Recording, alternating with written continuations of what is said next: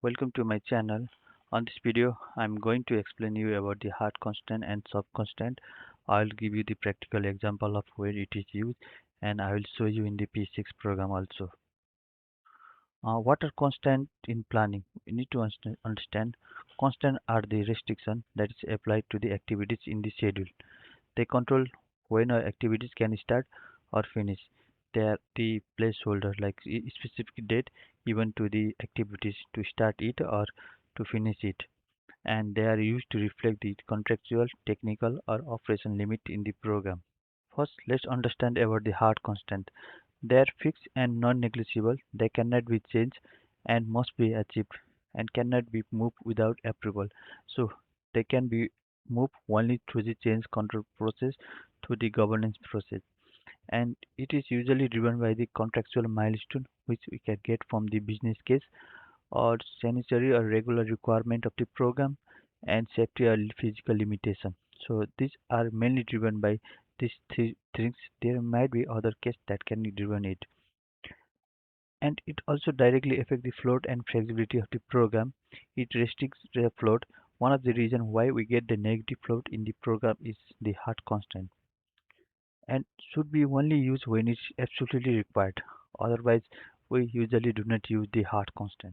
Some of the example of hard constant are contractual complete date, permit or authority approval date, utility shutdown window, and regular inspection milestone. In the program we might have one contractual completion date which we assign it as a hard constant, and something might be the authority approval date like permit to go to the site. We might have some hard constant for it, and inspection milestone. So if we are doing something in the site, then we might have some hard constant that we have booked the authority to do the inspection, so we can use the hard constant for it also. Soft constant, another constant is the soft constant. It is quite flexible and adjustable, and it is driven by the logic. It represents a preferred plan date. It's not a hard plan date, but it's only preferred plan date, and it can be changed through the sequencing or logic update. It can be driven by the logic, just a preferred date for us, and it is used to reflect the construction sequence, resource ability assumption, interface coordination.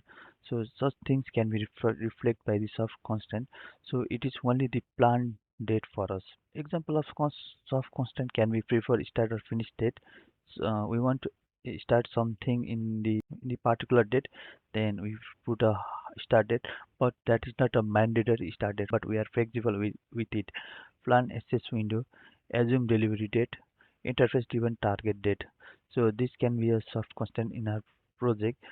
Based on the project requirement, we might have different soft constant. Let first understand the key difference between the hard constant and the soft constant.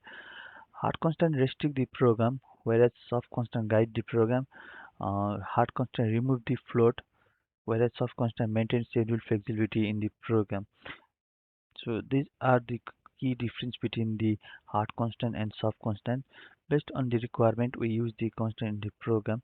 Hard constant restricts the program. It does not move the com contractual complete date. Whereas this, if we use the soft constant, then it will move the contractual complete date. If we use the soft constant in the contractual completion date, which I'll show you in the P6 program also. In the best practice in scheduling, we use the logic link instead of constant. If there is no logic link in the program, then we use the soft constant to hold the date, and we also use the minimum use of the hard constant. Only few hard constant is used in the program. For the obligation date or some contractual finish date, we use the hard constant, and hard constant only when contractual are technically required. If it is required only, we use it in the program, and we regularly review the constant for relevance. If there is any logic that drive the activity, then we use the logic. Otherwise, we use the soft constant. According to the DCMA, only 5% of the activities should be used the soft constant.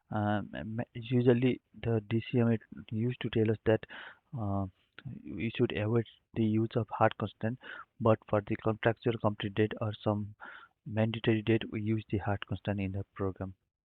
I'll drive you to the P6 program how the hard constant and soft constant is used in the program. I have opened a P6 program here. You can see here I have opened a program on my right hand side you can see a activity with the critical path. And first I will show you the where we can find the constant in the program. If you go to the status gender in the status bottom, then you can see the constant where we have keep the primary date and primary end date. And if you see here in the program, we do not have any primary constant assigned to it. And you can bring the total float and primary constant layout here. I have shown in my previous video how you can do it. Now I'll just show you how the soft constant and hard constant affect our program. Okay, let us assume that this B activities.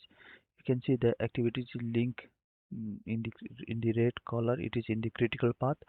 I want to fix date is I want to finish mandatory finish this date on 8th of Jan, and I found that the activities B has been. Let's start this activities, start it and finish on 11, but my expected finish date has moved to the 18th. That means if I do here and if I do the scheduling here, you can see that my contractual complete date will not move. Rather than the activities A in the W4 need to start together with B. And if you see here, you get the primary constant.